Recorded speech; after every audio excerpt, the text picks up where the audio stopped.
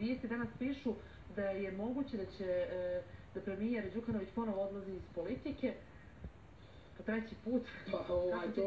To je već, ovaj čovjek se pretvorio u vic, sam po sebi je postao vic, imajući u vidu da se, evo najbolje treći put njegov povratak, prosto čovjek teško može i da to povjeruje. Mark Twain je jednom rekao, kad su ga pitali što misli o ostavljanju cigareta i pušenju, on je rekao pa ništa lakše od toga, ja sam toliko puta ostavljao cigarete. Evo i Đukanović moglo bi se reći da je toliko puta se povlačio, tako da očigledno da on juri neki rekord ne samo po broju ministarskih mandata, premijerskih mandata, već i po broju povlačenja.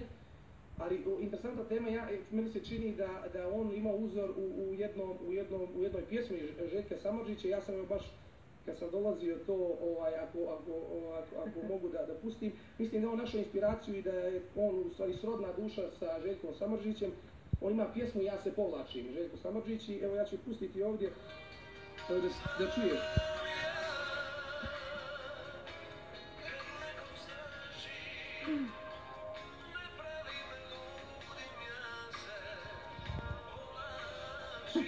Marko.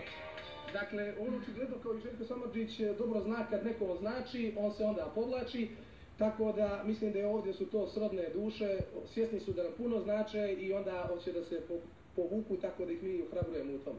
Marko, hvala mnogo. Hvala tebi. Mi vam u nastavku predstavljamo i Medical Cover.